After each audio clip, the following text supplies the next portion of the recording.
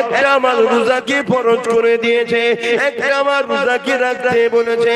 আল্লাহর কোরআনও আমাদেরকে জানিয়ে দিয়েছে রোজাদারের জন্য রোজা রাখা ফরজ হয়ে গেছে। এবং এই রোজা এমন একটা নিয়ামত, as-sawমুলি ওয়া আনা সিবিয়াদিয়া, আমার আল্লাহ জানিয়ে দিলেন রোজাদারদের জন্য সবথেকে বড় খুশির খবর এটা। আল্লাহ বলছে রোজা হলো আমার খাস ইবাদত, আর আমি আল্লাহ কুদরতি হাতে রোজাদারকে পুরস্কার নিজে দেব। আর দুদিন পর রোজা তো এত নাকি রোজা নিয়ে বলি সংকট সময় আর কি বলবো। রোজা রাখেন আপনাদের ঘরের ছেলেরা সব? হ্যাঁ, যুবকরা রাখে তো, বোনেরা? আর না বাপ মা বলে এই বয়সে রাখিনি রোগা হয়ে যাবি, এটা বলে নাকি?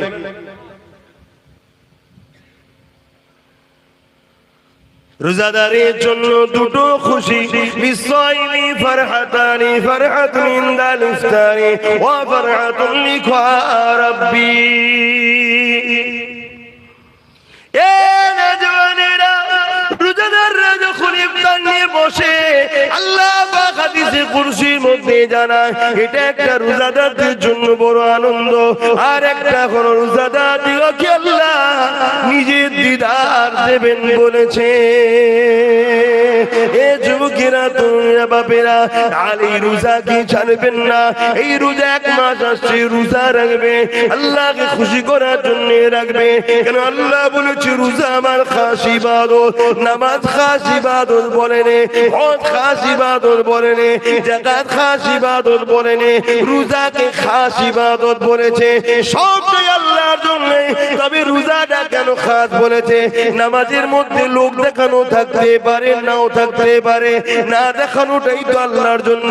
কিন্তু নামাজের মধ্যে লোক দেখানো থাকে, চল হুজুর বলছে একটু পড়ি, চল বিআই এসছে একটু পড়ি, না পড়লে লোক খারাপ বলবে তাই পড়ি, এখানে লোক দেখানো থাকতে পারে। কিন্তু কেউ শুকিয়ে শুকিয়ে থাকবে না, যদিও থাকে লুকিয়ে লুকিয়ে খেয়ে নেবে। কি বুঝছেন তো নাকি? তাই আল্লাহ বললো এটা আমার খাস ইবাদত। কমসে কম পুকুরে ডুব মেরেও তো পানি খেলে। কে কে খেয়েছেন ডুব মেরে পানি? ছোটবেলায় খান না? কিন্তু রোজা ও আল্লাহর খুশির জন্য, তাই চোখের আড়ালে হয়ে গেল সেই আল্লাহর জন্য সে রোজা রাখে। কিন্তু আজ বেঈমানের দলেরা, ইসলামের দুশমনেরা আমাদের ঘরে তো রোজা রাখাবার পরেও বেকার করে ফেলছে রোজাগুলোকে। আপনারা সব এলাকায় রোজার পার্টি হয় নাকি? ইফতার পার্টি পার্টি করেন নাকি? ইফতার পার্টিতে যাওয়া হারাম, চলবে না। ইফতার মাহফিলে যাবেন, সওয়াবের কাজ। ইফতার মাহফিলের নেতৃত্ব দেয় উলামা হযরতরা, আর ইফতার পার্টির নেতৃত্ব দেয় ফাসিক, ফাজিল, হারামখোর, বেরোজাদাররা। কথা বুঝছেন না? বোঝেন না? কত পার্থক্য বুঝলেন? ইফতার মাহফিল হলে যাবেন, ইফতার মাহফিলে আলেমরা থাকে, তারা নেতৃত্ব দেয়। আর আলেমরা হলো রাসূলের ওয়ারিস, তারা নবীর ইলমের ওয়ারিস। নবী চলে গেছেন, যাওয়ার সময় বলে গেছেন যে আমি আলেমে হাক্কানীদের রেখে গেলাম, তোমরা এদের কাতারে থাকবে, এদের পিছনে থাকবে। আর এখন তো আলেমরা বাপ কিছুই বলতে পারে না। এটা আলেমদের দোষ অবশ্য, সবাই নয়, কিছু কিছু আলেম আছে এখনো বলে। কেন? তারা বিক্রি হয়নি, তারা নিজেদের গলায় এখনো মোহাম্মদ রসুলের বেল্ট পরিয়ে রেখেছে, তাই তাদেরকে কেউ টানতে পারে না। কিন্তু বেশিরভাগ উলামারা এখন কথা বলতে পারে না।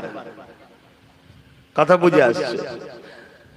এই ইফতার মাহফিল হলে যাবে। তবে আমার যিনি মসলা শোনেন বা আমাকে জিজ্ঞেস করেন আপনি কি করেন, সবথেকে উত্তম হলো এটা, সারাদিন রোজা রেখেছি যে আল্লাহর খুশির জন্য, সেই আল্লাহ আমাকে যা খুশি করে রুজি দিয়েছে হালাল, ওই রুজি থেকেই আমি ইফতার করব। আমি অন্য কারো পাশে করতে রাজি না। অনেক জায়গায় আমাকে জোর করে রোজার মাসে নিয়ে যাবে বলে, আমি কোনো জায়গায় যেতে চাই না।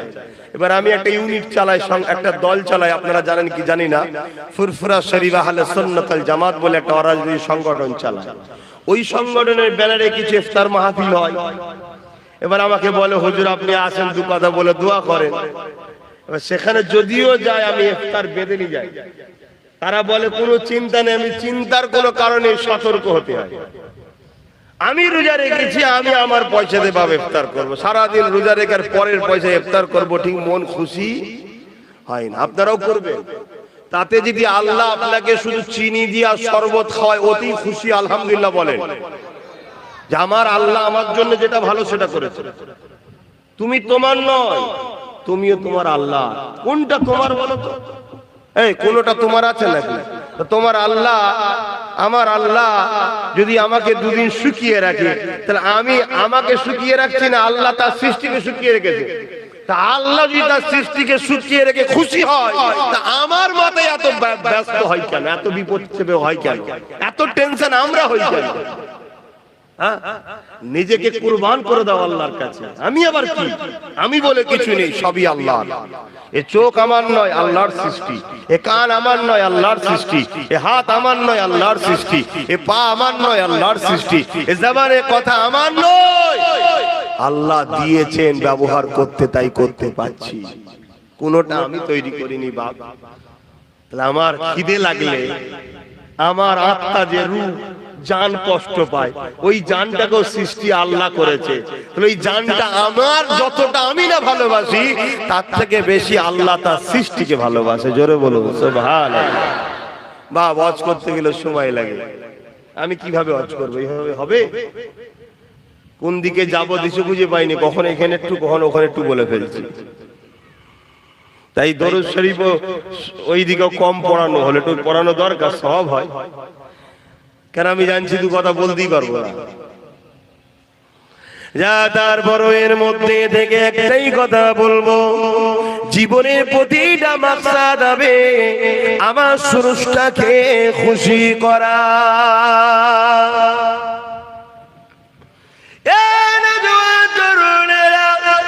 অবশ্যই বাবা আপন, কিন্তু আল্লাহ থেকে আগে নয়। অবশ্যই পীর মুর্শিদ আপন, কিন্তু আল্লাহ থেকে আগে নয়। অবশ্যই স্বামী স্ত্রী আপন, কিন্তু আল্লাহ থেকে আগে নয়। অবশ্যই নেতা লিডাররা আপন, কিন্তু আল্লাহ থেকে আগে নয়।